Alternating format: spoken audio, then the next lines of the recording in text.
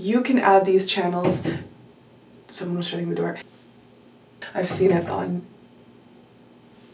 The neighbor is really about their door. Hey everyone, welcome back to my channel. It's Wendy. This is going to be a very, very budget-friendly Can She DIY It. I practically did this one for free. Almost for free. We're transforming two tops to make them a little bit more fun, modern, with some Urban Outfitters inspiration to give us some direction on which way to go. We're gonna jump right into it. I've got two tops for you. First one, super easy. Second one, a little harder, but you can do it because I did it. And at the end, with the techniques that I'm gonna show you in this video, I'm gonna give you a couple more ideas on some fun items that you can make, because the techniques, they're actually pretty universal, very versatile. So let's get into it. All right, this is the sweater that we're working with to start. Just a plain old sweater, anything you could find at a thrift store. Mine, I traded with a girl who lived across the street from me. A little bit of a semi-rainbow action that I thought could work great as a crop. The first step is to cut straight across the bottom at your desired height, and then we're going to flip up this bottom edge to create a casing for a string. I flipped up about 2 centimeters, put that under the machine, and started doing a straight stitch. But before I got too carried away on this, I had the smart idea of lining up the string that I was going to insert on the inside of this casing before I closed the whole thing off. So if you have your string around, do this first. That way you won't have to weave it through later. What we're looking at here is that the back casing is pretty much completely done, but before I let the strings run away on me, I did pin them in place along the front middle so that the ends of the strings would be at the front middle. Do that first, then go ahead and finish off the entire casing. And to make your life even easier, leave about a 2-inch gap where you don't fully finish the casing. That way you can reach inside, maneuver the strings, and then get everything perfect before you seal it off. Let me bring you in for the close-up. At the front middle, I cut 2 tiny little vertical holes. They're about 2 centimeters apart, and those are the 2 holes where we need the string to come out. This is why leaving that little bit of casing unsewn is helpful, because then you have full access to the strings to set them all up. Once you pull the strings through, then you can go ahead and seal off that last bit of casing. You may notice that I actually swapped out the yellow shoestring for black. Let me give you a tip to change the lace easily. Don't pull out the first lace recklessly. First, tie one end of the old lace to the new lace that you want to put in. Then when you pull on it, you basically pull the new color all the way through the sweater, bring it out to the other side. I think a white shoelace could have looked really good too, or some kind of white cord. This is such an easy transformation for any sweater that you may find, and makes it cropped, makes it fun, gives it a little sporty look. I love it. This whole time I've been wearing the sweater that is the first tutorial. I'm actually going to dance class later, and hopefully I will not sweat like crazy, but it's pretty cute. Now, like I said, this next one is going to be a little bit harder, but you can totally do it because I was scared that I couldn't, and in the end I did. Take it away, voiceover Wendy. I hope you appreciate that I am here showing you how to transform things that you can definitely find at the thrift store. Heck, I dug it out of Dan's drawer because it's a t-shirt that he never ever wears. So let's transform this one into something I can wear. I got my cutting mat, I got my acrylic ruler. The first step is going to be to cut straight across the armpits. You can use a pair of scissors, but if you have a rotary cutter, it will give you a nice, satisfying straight edge. This is now the tube that is going to become your top. And to determine the length, you can measure yourself, or you can use another top that you are happy with on the length. This green top is from a previous tutorial, if anyone recognizes it. I used that as a guiding point for how long I needed this tube to be, and cut off the bottom of the shirt. With everything else that was remaining, you'll want to cut it into as many 2 centimeter strips as possible. 2 centimeters kind of a rough gauge, doesn't have to be exactly 2, but I sliced this shirt like crazy to make the most of it, so please don't go hating on efficiency or fabric use. I'm out here trying to make the most of what we've got. For sewing, we will begin with the tube, the botte.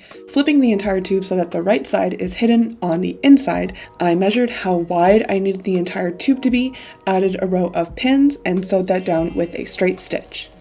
I used that same knit tank top as a guiding point for the width, but you may want to be a bit conservative and just go bit by bit until you're happy with it, keeping in mind that you can't just literally match widths on everything that's knit because everything that's knit can have a slightly different amount of stretch. Once you're done sewing that little side tube, you'll want to rotate it so that the seam is lying right down the middle of the entire top, and then I flattened that excess fabric out evenly on both sides, pinned it in place. This is going to become the casing for a nice little cinch that we're going to add to the front of the top. This front cinch needs 2 channels, and so I added 2 straight stitches, one to the left and one to the right, both about 1.5 centimeters away from that center seam. If you want to be thinking ahead, like we did with the sweater, you'll want to insert a string ahead of time before you sew these 2 lines in, because that way you've got a string inside, and in case you want to swap out the string to anything else, you've got an easy setup already, no need to weave it in. Here at the end, you can see I've got those 2 strings poking out. This is obviously not what I wanted to finish with for cinching, but these white strings are just holding the spot for now. Taking all of those 2 centimeter strips, I sewed them right sides together to make one long master strip, and here I am adding a straight stitch down the side of it, the entire length, so that I can use that for gathering. To do this, use the longest stitch length possible on your sewing machine. Just keep going down one side, make sure there's no breakage at any point, and this is going to help us to gather it up to make a cute little ruffle. Are you ready for a story? I forgot to film what happened here, but I'm going to try to explain it. When you hold the strings of that long stitch that we did for the ruffle and then pull on the ruffle, it starts to gather it all up. And so I gathered as much up as I could, sewed it right sides together to this tube top that we have so far. I started and ended in the front middle, so that's why there's a gap at the top and a gap at the bottom. And then once that was done, it kind of stands funny, so in order to make it perk up in the direction that you want, I lay it down flat and added a zigzag stitch that you can see near the edge, and that helped to keep it locked into position. So the main thing is, do not sew over the 2 channels that you have created, because we are about to cinch those ladies up. Remember how I said to sew all the 2 centimeter strips into one long strip except for the bottom hem? Well, this is what's happening to the hem, so hopefully you did remember, but I just folded in the raw edge, basically folding the whole thing in half, and added a straight stitch down the middle to turn it into a nice and pretty shoulder strap. I promise this is not an advertisement for this past tutorial of mine, but again, using it as a guide, I cut this shoulder strap that I just made into 2 pieces and pinned it following the exact same spots, since I really like the placement that I had on this tank top. You'll always want to pin it to the back first so that when you try it on, you can easily bring the strap over and see where it should land in the front. And remember, you can't follow all your knit pieces exactly because knit stretch is different on every piece. So just sew in the back pieces first before you decide where you want the front length to be. Now, if you did this like me, there should be left over still some of that 2 centimeter strip. And so with that, you want to fold it right sides together, sew it down with a straight stitch, and then we're going to be flipping this inside out so that it can now be the little strap that will cinch the front of our top. I flipped this using a little safety pin, but if you have one of those really cool tube turner things, you can use that too. I need to get one of those. Anyways, flip the entire thing right side out so that now it's a nice and clean strap with no raw edges in sight. It's going to take a little bit of tugging. Do find yourself a good podcast. If I may, I will recommend my most favorite podcast of all time, Mystery Show. However, there's only 6 episodes because I think it was too expensive for them to keep making it, and that's why it's so good. You basically just get to listen to enjoy an expensive podcast. But once you have managed to flip this completely inside out, go ahead and tie it to one of the bottom strings that we had previously sewn in. Tug on the free string that is not tied to anything, and you will be able to pull the strap through completely, looking all good and professional, unlike this little straggly white string that I was using before. Remember that this was once a plain little t-shirt that I stole from my husband, and now a fun little tank top. The ruffles and the cinch are what upgraded a little so that you can't tell it's a tank top anymore.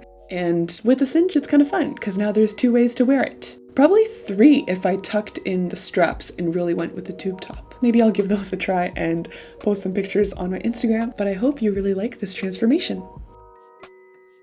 Yep, I'm excited to wear this in the summertime. It was not my intention that both of these were going to be gray, and I'm actually trying to reduce the amount of gray in my wardrobe, but sometimes you just gotta work with what you got. This whole cinching thing, there are so many other items that you can make using this technique. I'm just gonna throw a couple of pictures up here to give you some inspiration. Just figure out where you want the cinch to happen and sew the channel in place.